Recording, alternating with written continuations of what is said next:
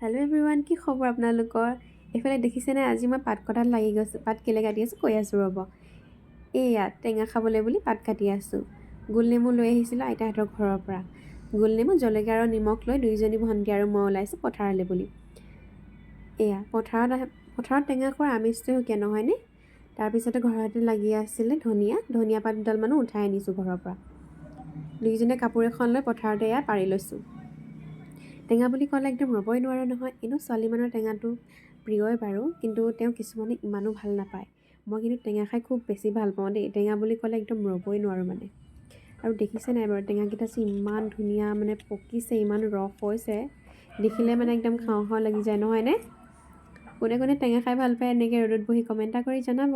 লগতে এয়া সৰু সৰুকৈ কুটি দিয়াৰ পিছত অকণমান ধনিয়া পাতো দি দিম, তেতিয়া খাবলৈ অলপ সোৱাদটো বেছি টেষ্টি হ'ব। আৰু এয়া ভণ্টি আৰু মই দেখিছে নহয়, আমাৰ এয়া টেঙা কুটি মেলি হৈ গ'ল। আমি এতিয়া খাওঁ। নেক্সট ভিডিঅ'তে আপোনালোক আকৌ লগ পাই আছোঁ সকলোকে। আজিলৈ বাই বাই।